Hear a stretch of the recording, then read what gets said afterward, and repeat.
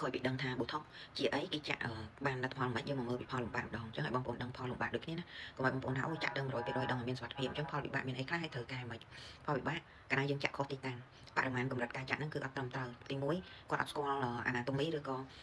មុខមនុស្សមានសតបអីខ្លះមានតសៃចេញពីកន្លែងណាមានតសៃឈាមអីមានតសៃសាច់ដុំអីទីតាំងនៅកន្លែងណាគួរចាក់រាក់គួរចាក់ជ្រៅអញ្ចឹងធ្វើឲ្យចាក់ខុសបរិមាណខុសមានបញ្ហាហ្នឹងគឺមិនខ្លះជាទូទៅផលវិបាកនេះវាស្រាលហើយអាចបាត់ទៅវិញនៅខ្លួនឯងគឺមានស្នាមជាំឈឺនៅលើកន្លែងចាក់ក្រហមនៅកន្លែងចាក់ឈឺក្បាលតិចតួចមានអារម្មណ៍តឹងមុខអានឹងអាចបាត់2ទៅ7ថ្ងៃផលវិបាកមួយទៀតភ្នែកធ្លាក់ចាក់ទៅចង់មកសាច់ដុំភ្នែកទៅវាធ្លាក់ភ្នែកមកជាហៀងទៅដោយសារតែវាកន្លែងហ្នឹងបាត់បង់មុខងារទៅវាធ្លាក់មកជាហៀងអញ្ចឹងចាក់ខុសទីតាំងចាក់ចិត្តភ្នែកពេកបើថប់វារៀលទៅសាច់ដុំភ្នែកនៅទីភ្នែកហ្នឹងអញ្ចឹងភ្នែកមើលទៅធ្លាក់ធ្ងន់អញ្ចឹងត្រូវការបាត់អាចចន្លោះ2ទៅ6សប្តាហ៍ឬក៏តតែប៊ូថុកហ្នឹងវាអស់សុខភាព3ខែទៅ4ខែអាហ្នឹងបើវាធ្លាក់ទីខ្លាំងហើយគេអាច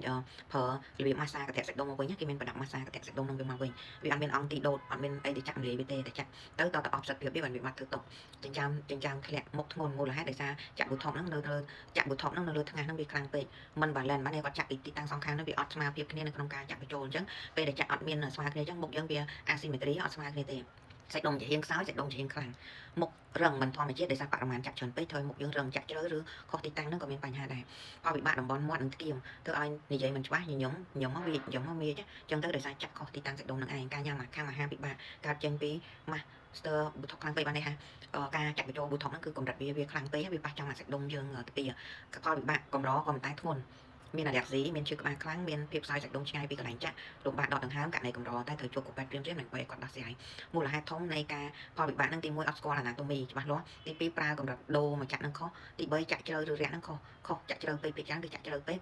ហើយនឹងខុសទីតាំងហើយអ្នកចាក់គ្មានជំនាញត្រឹមត្រូវវិធីបង្ការវាតម្លៃមុខពេលគាត់និយមហ្នឹងត្រូវចាក់មិនដើម្បីឲ្យវាស្មើគ្នាហើយចាប់ដើមកម្រិតដូជាទូទៅចាក់ប៊ូថុកគេឲ្យកម្រិតដូតិចបានតឡើងទៅខ្ពស់ព្រោះយូរមិននឹងត្រូវការកម្រិតហ្នឹងខ្លាំងទៅ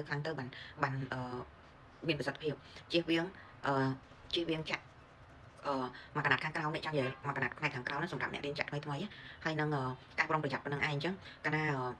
បងប្អូនមានផលវិបាកហើយអាចទៅនិយាយទេគឺមានរងចាំប្រសិទ្ធភាពវាគឺវាអស់ប្រសិទ្ធភាពហ្មងបានវាបាត់ទៅវិញហើយឥឡូវហ្នឹងគេច្រើនចាក់អត់ចាក់ប្រើប៊ូថុកទាំងកម្រិតដូចល្មុនទេដោយសារតែគេយកតិចតួចបំផុតយកមកលាយចាក់ធ្វើជាមេសូថេរ៉ាពីមេសូប៊ូថុកឬក៏មីក្រូប៊ូថុកបែបនេះគឺអត់សូវមានផលលំបាកឬក៏ផលប៉ះពាល់អីទេ